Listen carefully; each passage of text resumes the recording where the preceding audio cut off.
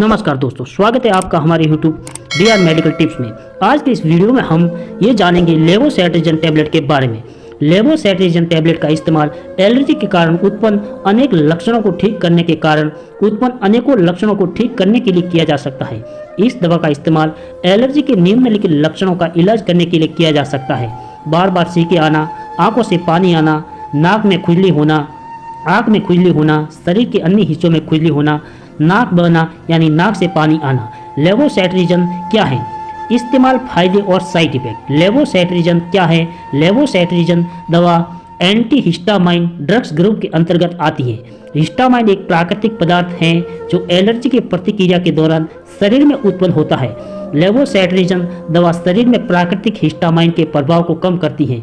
लेवोसेट्रिजिन दवा टैबलेट और सिरप दोनों ही रूप में उपलब्ध है। आमतौर पर डॉक्टर मरीज की उम्र, इसका ओवरऑल हेल्थ कंडीशन और उसकी स्थिति, प्रकार और गंभीरता को ध्यान में रखते हुए इस दवा के प्रकार और खुराक को निर्धारित करते हैं।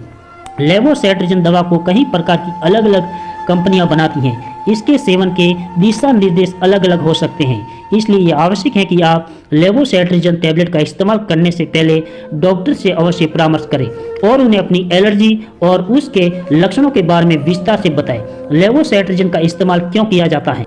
लेवोसेट्रिजिन दवा टैबलेट और सिरप दोनों ही रूप में उपलब्ध है। आमतौर पर डॉक्टर मरीज की उम्र, इसका ओवरऑल हेल्थ कंडीशन और उसकी स्थिति, प्रकार और गंभीरता को ध्यान में रखकर इस दवा के प्रकार और खुराक को निर्धारित करते हैं। लेवोसेट्रिजिन दवा को कई प्रकार की अलग अलग कंपनियां बनाती हैं। इसका सेवन दिशा निर्देश अलग अलग हो सकते हैं, इसलिए आवश्यक है कि आप लेवोसेट्रिजिन टैबलेट का सेवन करने से पहले डॉक्टर से अवश्य परामर्श करें और उन्हें अपनी एलर्जी और उस लक्षणों के बारे में विस्तार से बताएं।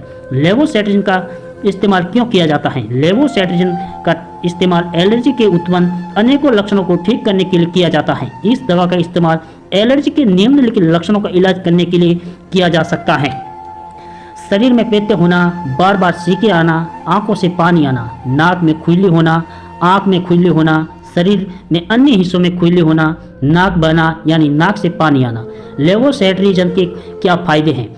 इस दवा लेवोसेट्रिजिन टैबलेट का उपयोग 6 महीने के बच्चों से लेकर जवान और बुजुर्ग इंसानों में एलर्जी के लक्षणों का इलाज करने के लिए किया जाता है। इतना ही नहीं, इस दवा की मदद से पुरानी पित्त के कारण होने वाली खुजली और सूजन का भी उचित इलाज किया जा सकता है। लेवोसेट्रिजिन के क्या साइड इफेक्ट, नुकसान? दूसरी दवाओं की तरह लेवोसेट्रिजिन के भी अनेकों संभावित साइड इफेक्ट हैं। अगर आप एलर्जी के कारण उत्पन्न किसी लक्षणों को दूर करने की नीति से इस दवा का इस्तेमाल करना चाहते हैं तो आपको डॉक्टर की सलाह अवश्य लेनी चाहिए। लेवोसेट्रिजिन के निम्नलिखित साइड इफेक्ट हो सकते हैं: कब्ज होना, खांसी होना, उल्टी होना, ज़्यादा नींद आना, थकान महसूस होना, दस्त की शिकायत होना, साइनस में दर्द होना, कान में संक्रमण होना, मुंह सूखना, बुखार होना, चक्कर आना।